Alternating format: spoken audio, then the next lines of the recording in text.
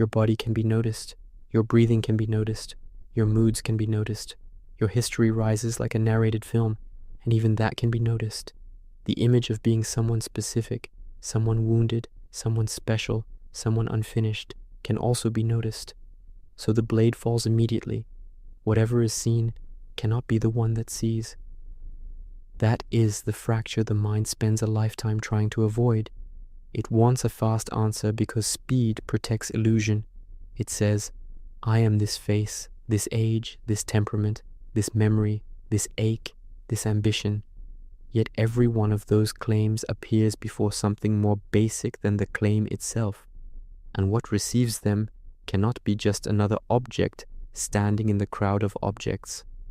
This is why Ramana Maharshi reduced the entire spiritual storm to one merciless inquiry: who am I? Not as a slogan, not as philosophy, not as a refined intellectual hobby for subtle minds.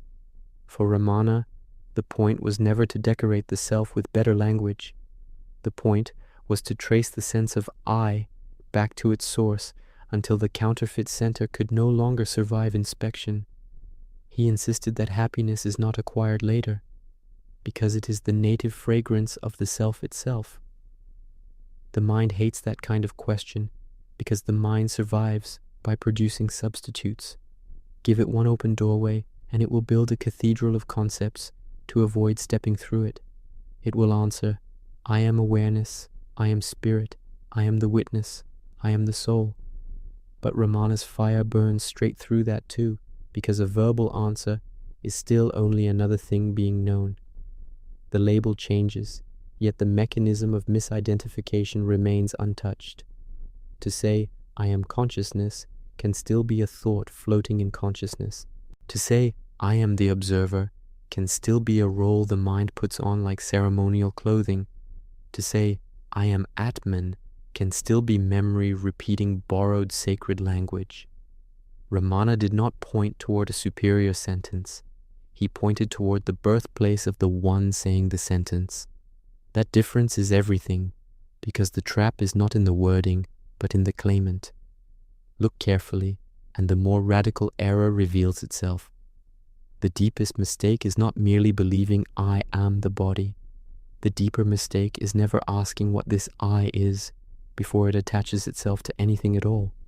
Before I am broken, before I am awakened, before I am lost, before I am chosen, the raw I has already appeared. Ramana exposed that first arising as the root from which the whole forest of confusion grows.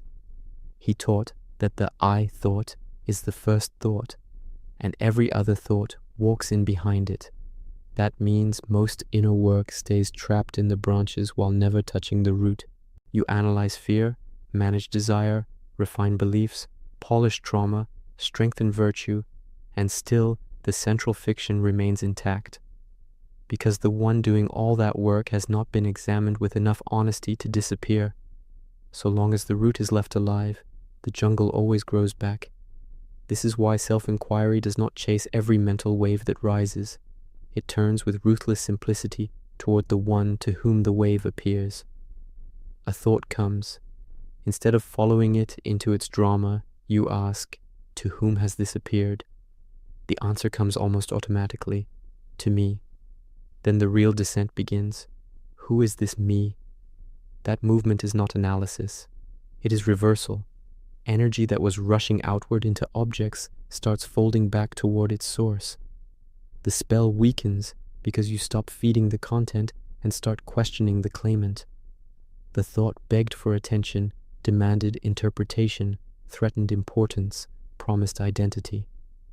But the moment you ask who it belongs to, its theatrical power begins to starve. Then something unsettling happens. When you go searching for the owner of experience, you do not find a solid person waiting inside. You find a felt center, a tightening, a habit of ownership, a private pulse that says, mine. It seems intimate because it has narrated your life for so long. Yet if it can be noticed, even that center has become an object inside awareness. And if that center is seen, it cannot be the final seer. This is where the mind loses its footing. because it cannot solve the self as it solves a problem. You cannot put the self in front of you and inspect it as you inspect a thought, a memory, or a wound. The self is not visible the way an object is visible, because it is that by which all visibility is known. It cannot be captured, because every act of capture already appears within it. You look for it as an experience, but experiences come and go. You look for it as a state, but every state fades. You look for it as a feeling, but feelings mutate with every hour, every shock, every desire, every season. You look for it as a definition, but definition turns the living subject into a dead concept. So what you seek cannot be something newly produced. It must be what never departed in the first place. This is why Ramana was never trying to manufacture a holier identity. He was not interested in upgrading the ego from worldly to spiritual. He was not trying to make the prison more elegant, nor paint transcendence on the walls of bondage. He was not offering a more flattering mask for the same ancient face. He was asking you to find the origin of the one desperate to become something. Once that inquiry deepens, the character starts losing density. The biography still exists as memory, but it no longer feels like a throne. Psychological urgency loosens. The addiction to self-definition begins to look strangely artificial. You still speak, move, decide, and act, but the inner claim of authorship starts to thin. Something relaxes because reality no longer depends on preserving a story. Then even the world is seen through a different light. Not because mountains vanish or people dissolve into mist, but because blind belief in separateness begins to crack. The ordinary mind is hypnotized by names, forms, gains, losses, praise, insult, attraction, rejection. It contracts and expands according to what the theater presents. Ramana points to that which knows the entire theater and is never confined to the stage. If the world is known, then that which knows, it is closer than any object within it. If waking changes into dream, and dream changes into sleep, then that which knows change is not itself changing in the same way. And deep sleep reveals something devastating to the mind's mythology. There is no active world there, no functioning ego there, no narrative there, and yet you do not cease to be. Ramana used this fact like a hammer. Your reality is not dependent on the mind's performance. That shatters another ancient fantasy, the fantasy that truth lies somewhere ahead in time. Time belongs to the mind, and the future is one of its favorite hiding places. It whispers, "One day I will arrive, one day I will awaken, one day I will become what I truly am."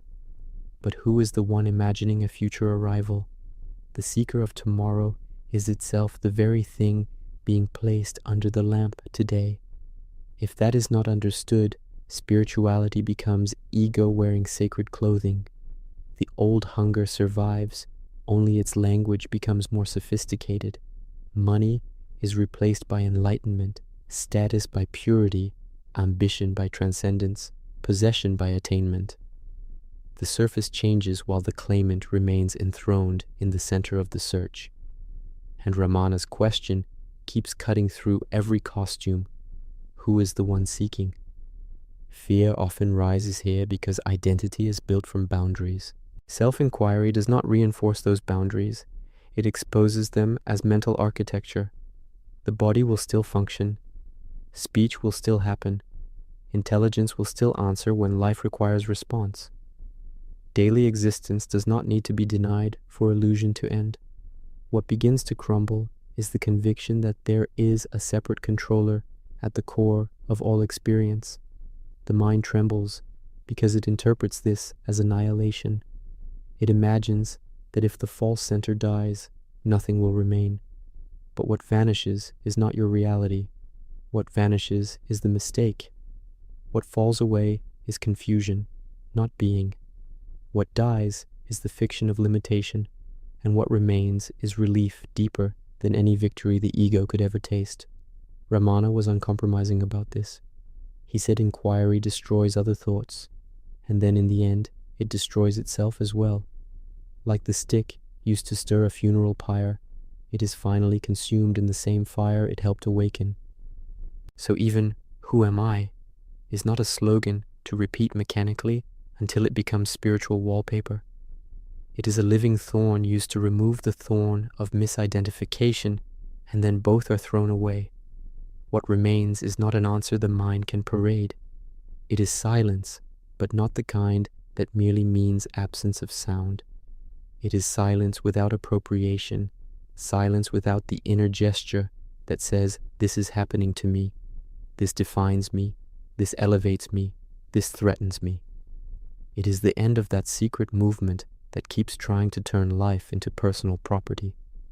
Ramana called the self that silent reality in which the I thought has completely subsided.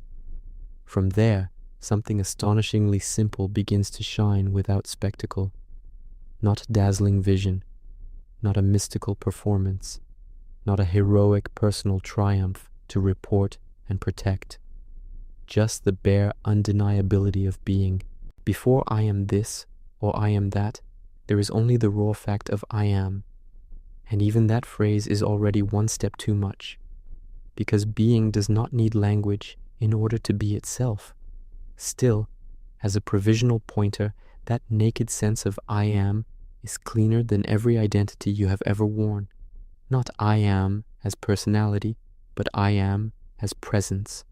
Not I am as a separate figure moving against the world, but I am as the indivisible field in which body, mind, and world appear. When this is glimpsed directly, it is no longer metaphysics. It becomes more intimate than thought can bear, because the knower can no longer hide behind explanation. This is why the path of Ramana is both brutally simple and impossibly pure. Simple, because everything returns to the same decisive investigation. Pure, because nothing false can pass through it with you. No memory crosses, no status crosses, no holiness image crosses, no spiritual vanity crosses. Everything knowable is left behind as not being the knower.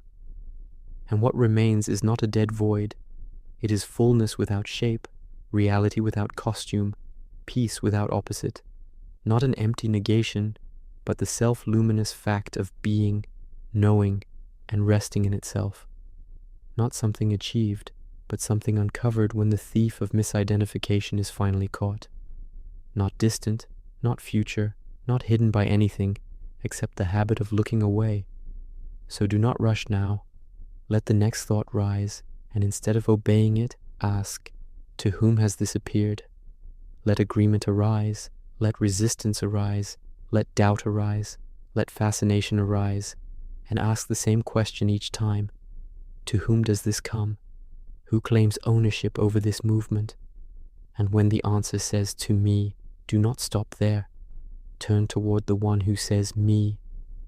Does that one have a shape? Does it have a color, an age, a nationality, a biography, a border?